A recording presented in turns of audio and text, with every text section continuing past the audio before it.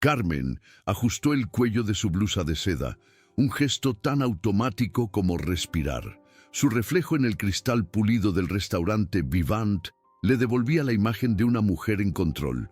A sus 45 años, era la personificación del éxito, gerente de una prestigiosa sucursal bancaria con un traje de diseñador que era más una armadura que una prenda y un moño oscuro y perfecto que no admitía ni un solo cabello fuera de lugar. Su vida, como su peinado, era una obra de precisión. Y en el centro de Maison de Cintos, ese universo ordenado, estaba Roberto, su marido, el hombre por el cual había sido la arquitecta silenciosa de un imperio construido sobre 2 décadas de lealtad. O eso creía ella. Esta noche, sentados en su mesa habitual, la que tenía la mejor vista de la ciudad iluminada, se suponía que celebrarían un nuevo contrato para la fábrica de Roberto, un triunfo más para su colección. Pero el aire entre ellos era extrañamente denso, pesado. Roberto había estado distante las últimas semanas. Llegaba tarde, olía a un perfume que no era el de ella, y respondía a sus preguntas con monosílabos cansados. «Es el estrés del nuevo negocio», se repetía Carmen una y otra vez, como un mantra para ahuyentar los fantasmas que empezaban a susurrar en los rincones de su mente. Ella, la mujer que evaluaba riesgos y calculaba probabilidades, se negaba a aplicar esa misma lógica a su propio matrimonio. El camarero se acercó con una botella de su vino más caro, el que siempre pedían para las grandes ocasiones. Roberto asintió sin mirarlo, con la vista perdida en algún punto más allá de la ventana. Carmen observó sus manos, las mismas manos que ella había sostenido en noches de insomnio y celebrado en días de victoria. Ahora parecían las de un extraño. No había tocado su copa, ni siquiera la había mirado a ella, no de verdad. Su sonrisa era una línea tensa, un formalismo vacío. «¿Estás bien, mi amor? Pareces lejos», preguntó ella. Su voz, un murmullo suave que intentaba tender un puente sobre el abismo que se abría entre ellos. Él parpadeó, como si despertara de un trance. «Estoy bien, solo cansado», respondió, pero su tono era frío, distante. No había calor en sus palabras. Carmen intentó de nuevo. «Bueno, deberíamos brindar, por ti, por la fábrica, por todo lo que hemos logrado». Alzó su copa, esperando que él hiciera lo mismo. Pero la mano de Roberto permaneció inmóvil sobre la mesa. Un escalofrío recorrió la espalda de Carmen.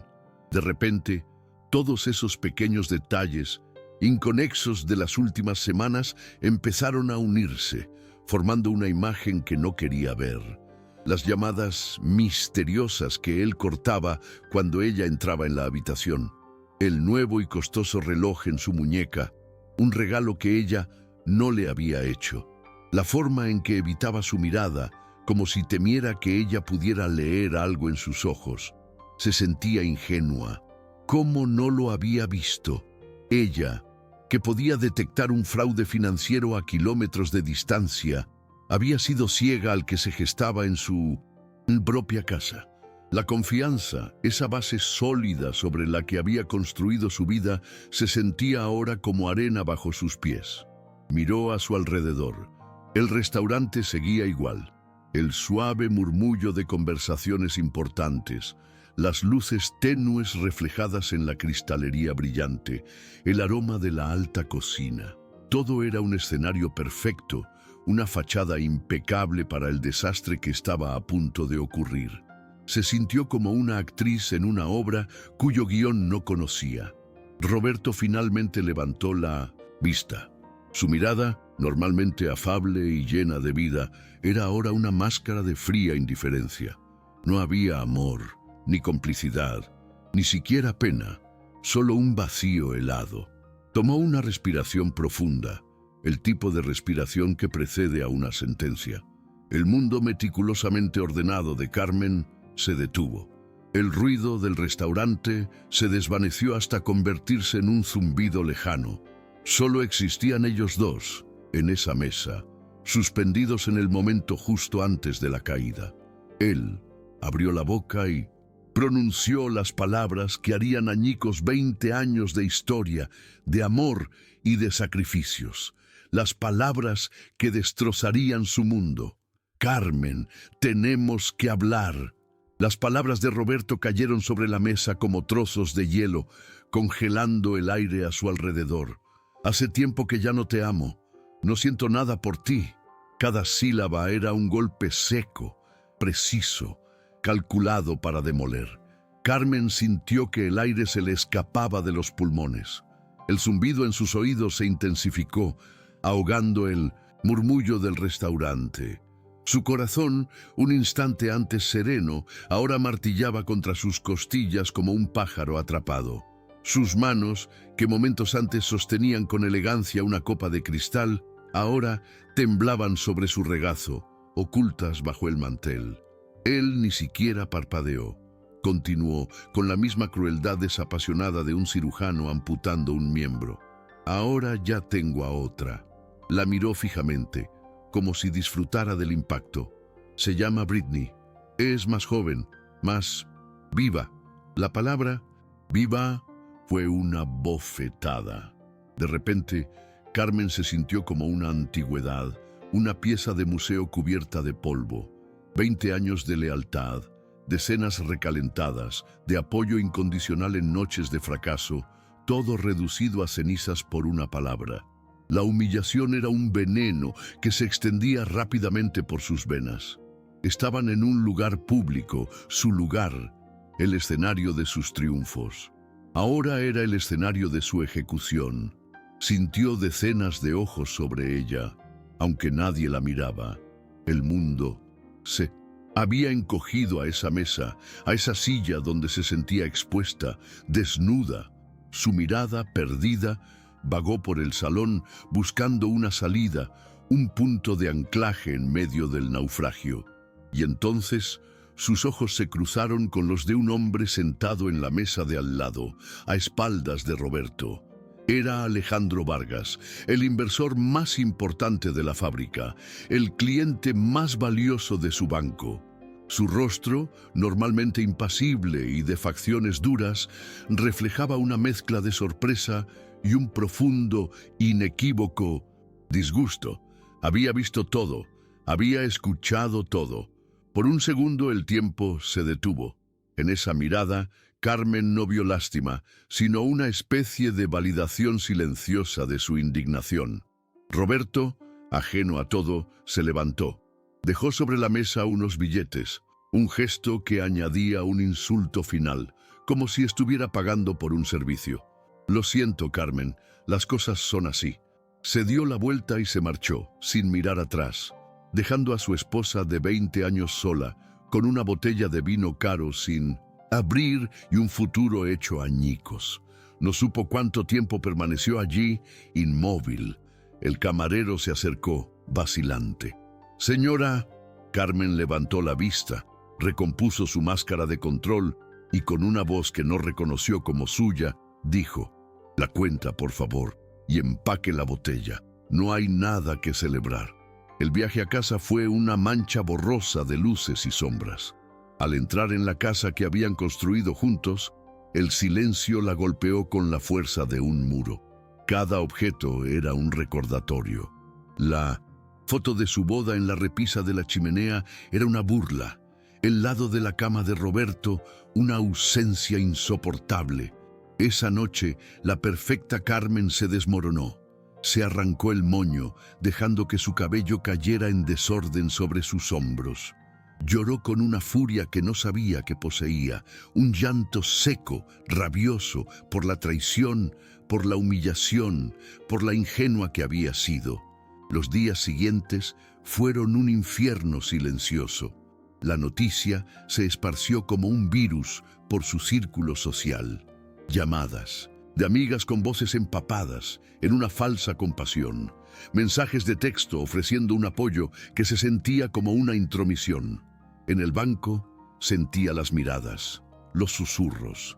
Odiaba la lástima. La hacía sentir débil, y Carmen nunca había sido débil. Mientras tanto, Roberto no perdía el tiempo.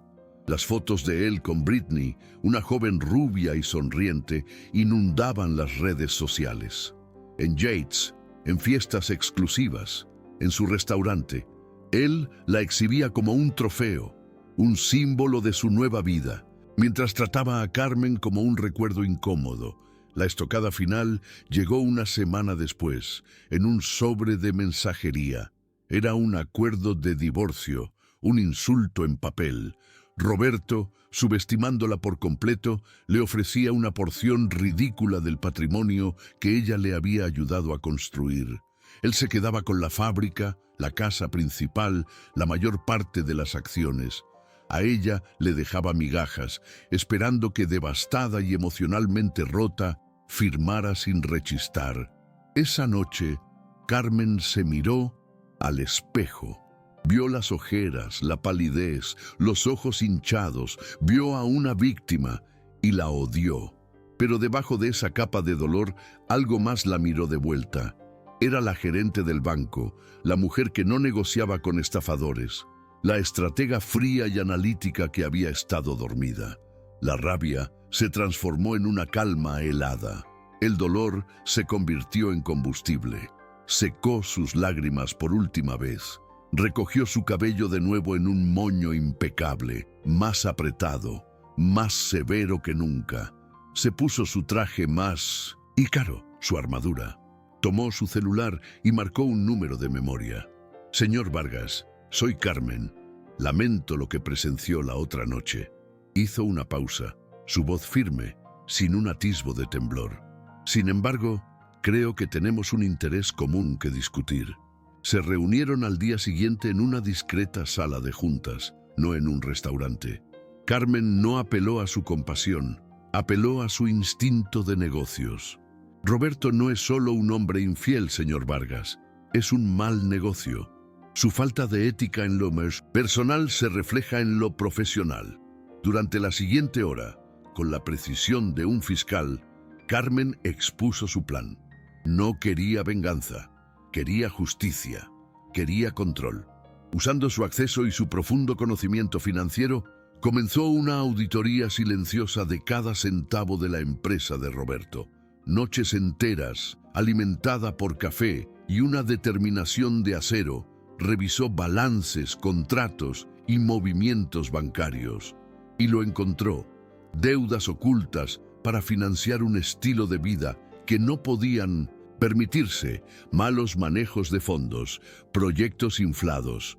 Roberto le había estado mintiendo no solo en su matrimonio, sino también en sus finanzas. Armada con una carpeta llena de pruebas irrefutables y con el respaldo total de un furioso Alejandro Vargas, preparó su contraofensiva. Roberto creía que estaba lidiando con una esposa desconsolada. No tenía idea de que estaba a punto de enfrentarse a la mujer que manejaba el dinero de los hombres más poderosos de la ciudad. La guerra no había hecho más que empezar, y Carmen no pensaba perder. La sala de juntas era un antiséptico cubo de cristal y acero, el polo opuesto al cálido y lujoso restaurante donde su vida se había roto. Carmen se sentó erguida, con la espalda recta, su traje oscuro proyectando una sombra de autoridad sobre la mesa pulida. Frente a ella, Alejandro Vargas la observaba con una expresión indescifrable. No había rastro de la lástima que tanto temía, solo una intensa curiosidad. «No he venido a pedirle compasión, señor Vargas», comenzó Carmen, su voz tan firme y clara como el cristal que los rodeaba. «He venido a proponerle un negocio». Vargas arqueó una ceja, intrigado. «La escucho. Usted es el principal inversor en la fábrica de Roberto. Su capital es el pilar de su expansión, pero Roberto ha demostrado ser poco fiable». Hizo una pausa, dejando que las palabras flotaran en el aire. Un hombre que traiciona a la socia de su vida por un capricho es un hombre capaz de traicionar a sus inversores por conveniencia. Su ética personal es un riesgo directo para su capital, señor Vargas, y yo sé dónde buscar las grietas. Vargas la estudió durante un largo minuto, en silencio. No veía a una mujer despechada buscando venganza. Veía a una estratega, Veía a una igual. Finalmente, asintió lentamente. ¿Qué necesita de mí? Acceso y su confianza. Yo me encargaré del resto, respondió Carmen. Las noches se convirtieron en un borrón de números y documentos legales. El silencio de la casa, antes opresivo, ahora era su santuario, mientras Roberto publicaba fotos de su idílica nueva vida, brindando con champán en un yate con Britney. Carmen estaba rodeada de extractos bancarios, con el brillo azulado del monitor reflejado en sus gafas. El amargo sabor del café de madrugada era su único compañero. Con su experiencia bancaria, navegaba por las finanzas de la empresa como un tiburón en aguas conocidas. Cada transacción, cada factura, cada contrato pasaba por su escrutinio. Al principio, todo parecía en orden, protegido por una fachada de contabilidad impecable, pero Carmen sabía que la arrogancia de Roberto lo haría descuidado, y no se equivocó. Una noche, a las 3 de la mañana, lo encontró.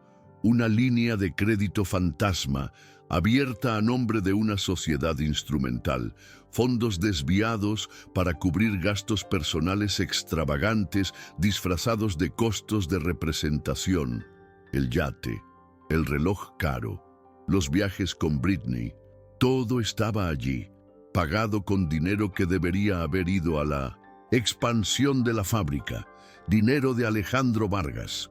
Era más que una infidelidad conyugal, era un fraude. Una sonrisa fría y delgada se dibujó en los labios de Carmen. No sintió euforia, sino una profunda y helada satisfacción. La confirmación. Tenía el arma que necesitaba. La siguiente fase fue silenciosa y letal.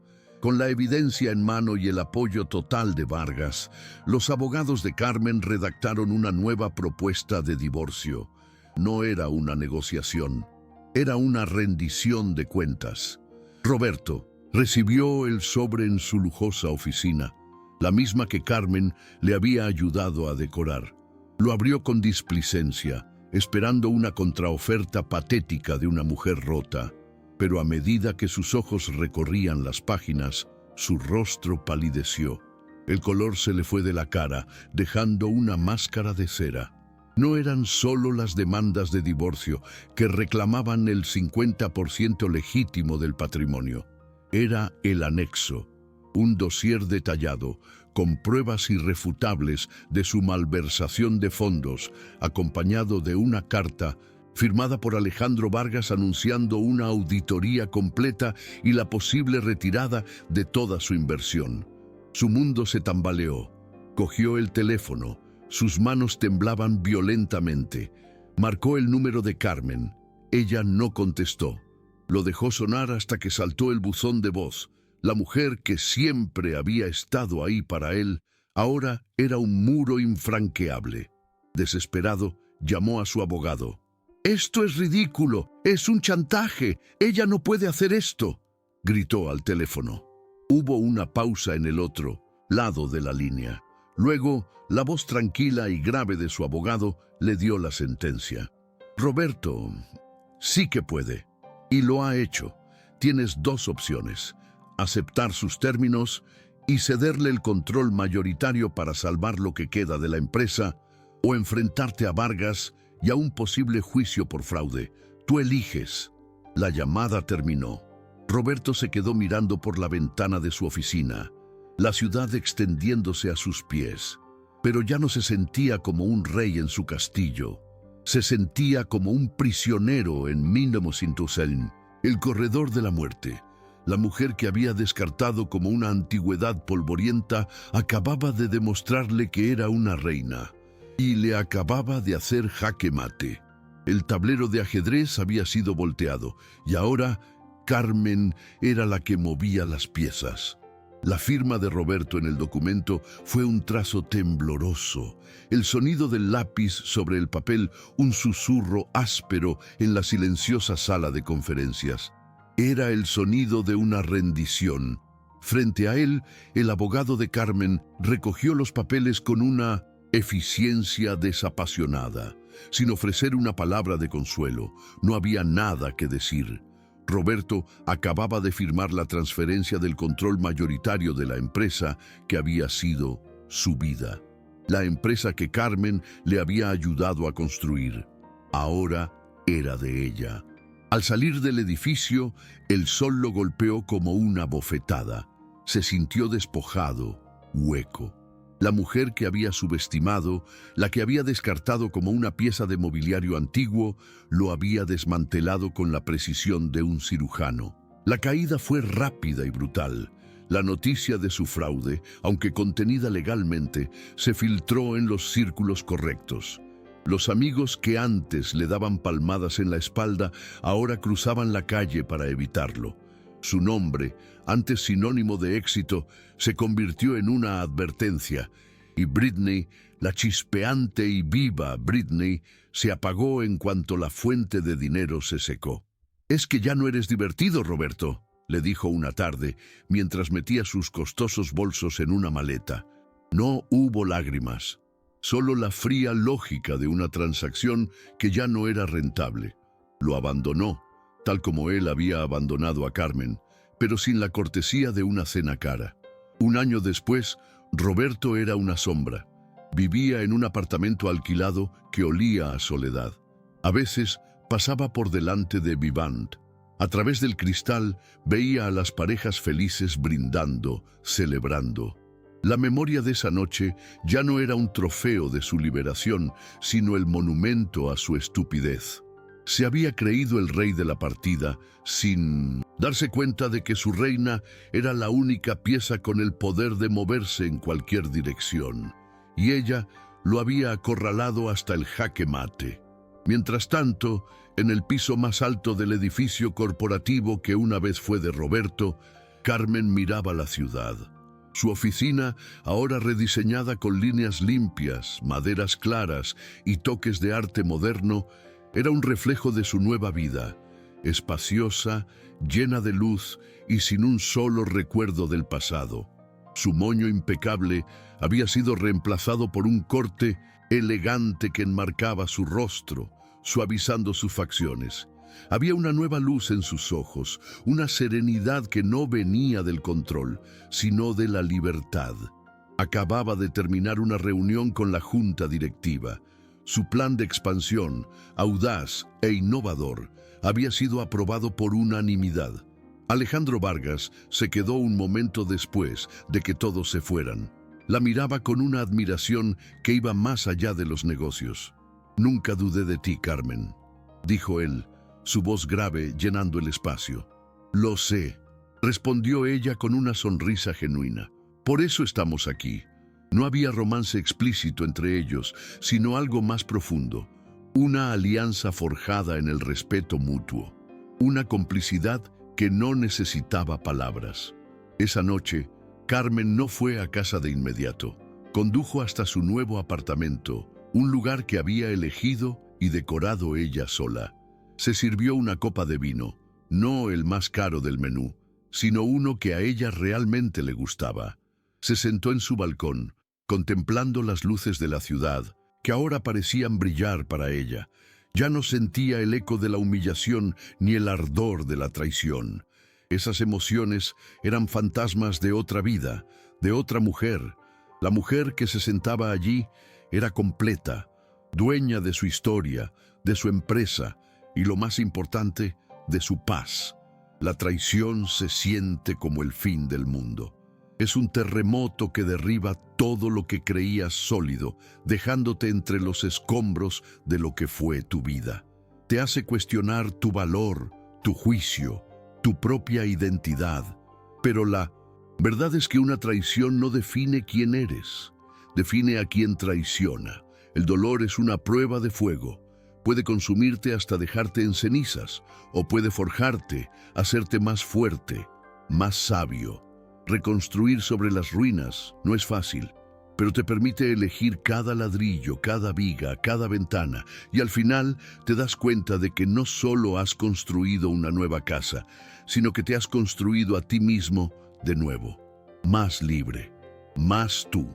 Cuéntame en los comentarios desde qué país nos estás Viendo, me encantará leerte y no olvides suscribirte para no perderte más historias como esta.